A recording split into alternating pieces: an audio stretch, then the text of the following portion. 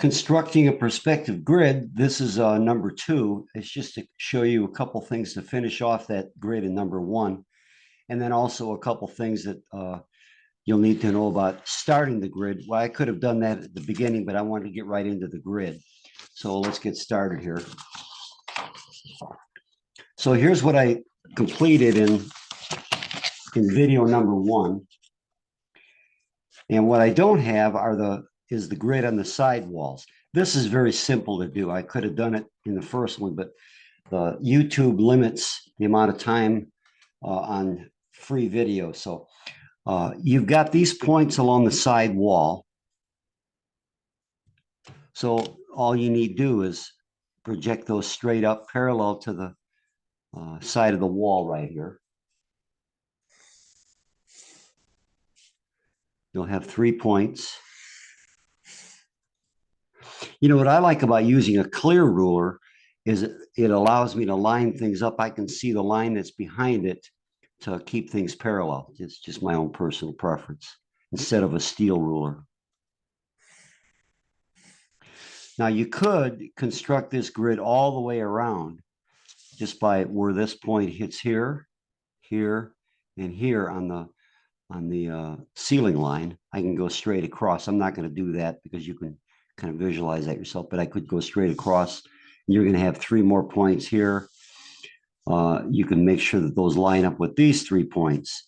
But anyway, once you get these 3 verticals, draw a diagonal, or you don't even need to draw it. All we need, I'm drawing it darker so that you can see it. I went from here to here, and I need this point right here. That goes to the vanishing point.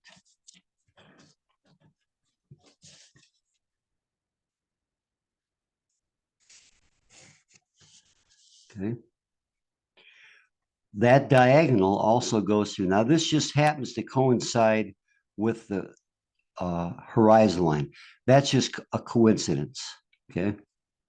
And then you got the 3rd point down here. So that diagonal, where it crosses those verticals, these right here, those become the points that you will use to project to the vanishing point. And again, this is just coincidental that it lies on the horizon line. And I'm going to show you a little more.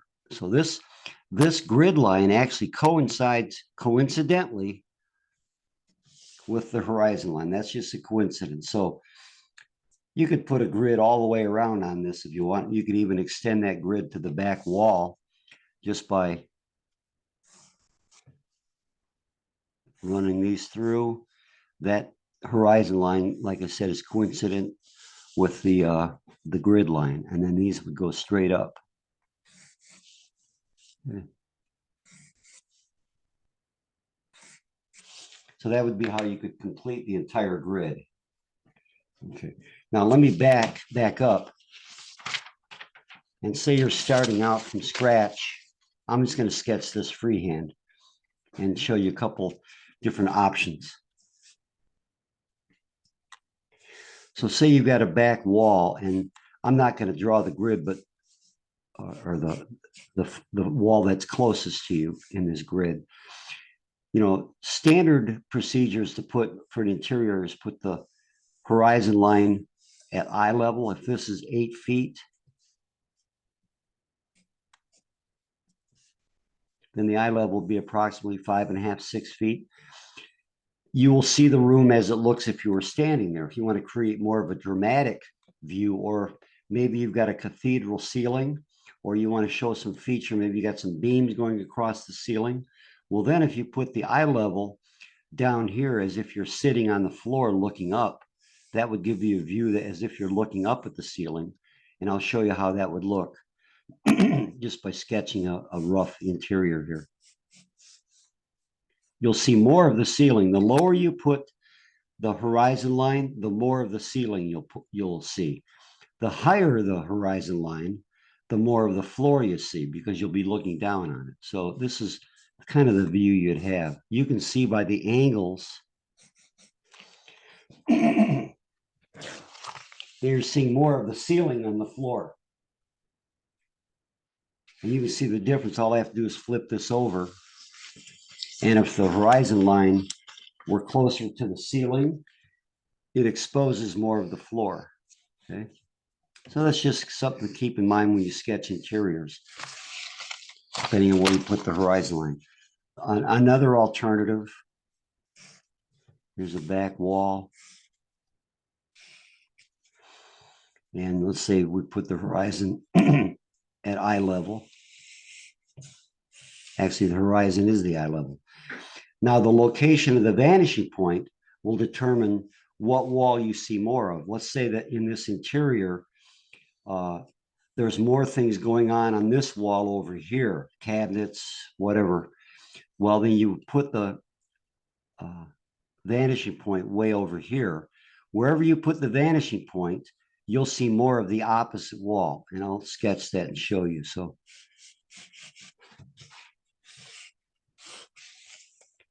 and it would make this wall very narrow, maybe because maybe there's nothing really on this wall that you want to show. You want to showcase this wall over here. You can see the difference.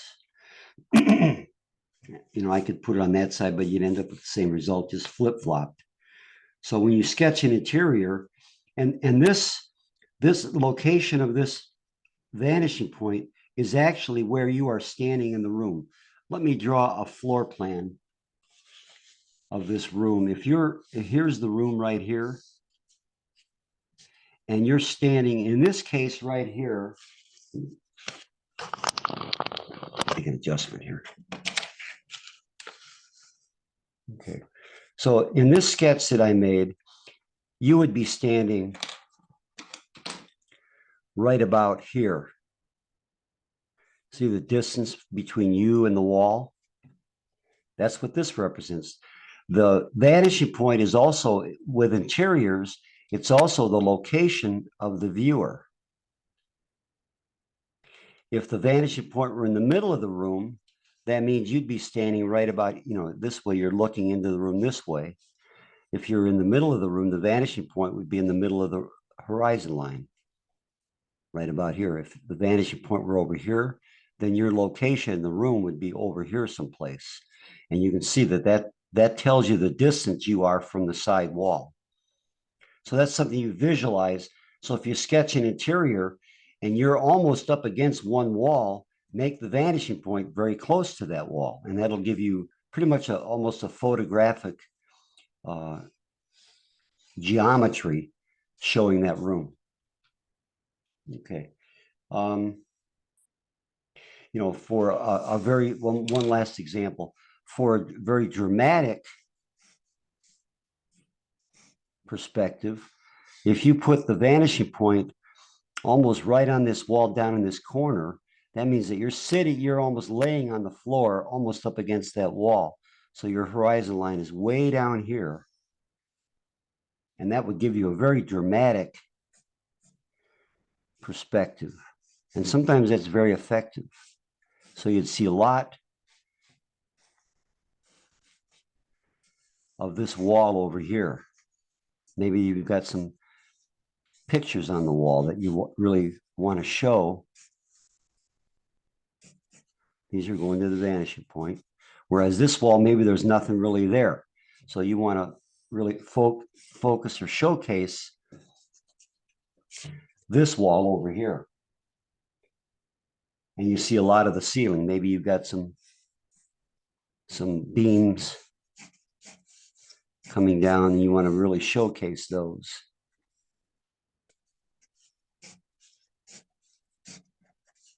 Something like that. Or if you put the vanishing point up real high in the room, you just won't see them as much. Okay, I hope that helps.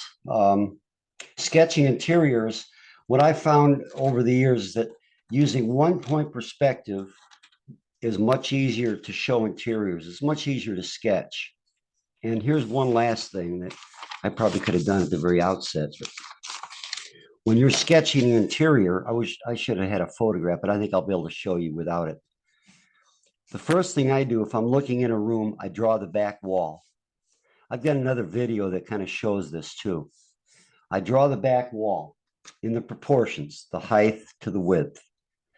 And when you sketch it on your page, you can see how small I made it on this page because you want to leave room for ceiling, wall, and floor. So make your back wall kind of small.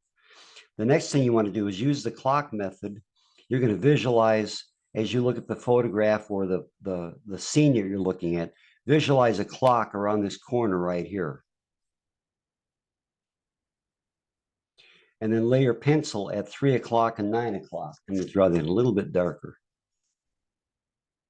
Just visualize this clock and hold your pencil up parallel to the floor and at 3 o'clock and 9 o'clock. So this line right here, as you're looking at it, maybe it looks like 2 o'clock. You know, here be 12, here be 3. So as I look at the room I'm sketching, what time or what angle does that line in the corner make? The intersect or the juncture of the ceiling and the wall.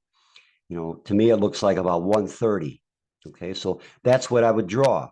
I would put my pencil back down on my paper and try to get about visualize that clock, and that line represents about 1:30. Once you do that, the next thing you do is, okay, if this is an 8-foot room and you're going to draw it standing up, well, here's the 6-foot level, 5.5-foot level. Watch this. This is really cool now. Watch this. Okay, so you've used the clock method. I've got another video that shows this part too in more detail, and I've got that angle.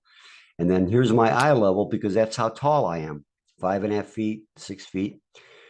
On my sketch, now I just extend that down, bam, there's your vanishing point from where you are in the room. Okay.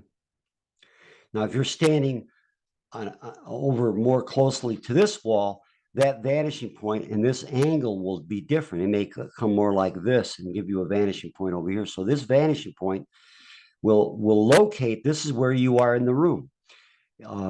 I can do some forensics, and if you made a sketch and told me that you were 12 feet away from this wall, and yet you made a sketch like that saying, well, that's, I drew what I saw, I'd say, no, you were 12 feet from the wall because your vanishing point locates your position in the room anyway. So once you have this vanishing point, then it's very easy to put in these other. Now, I'm not using a grid. I'm just sketching what I see. Once you've got this, you're ready to go. Okay, hope that helps. Rather than trying to review everything, just watch the video a number of times. But this is a really easy way to start an interior perspective and get a pretty accurate view of what you're looking at. Draw your back wall. Use the clock method to get this angle. That's the key. That comes first. Okay. Get that angle. You can project it down. What is your eye level in the room? It's 6 feet on the back of the wall. It's just like this, as if this line were painted on the wall. Sketch that in where those two intersect is your location in the room as well as the vanishing point.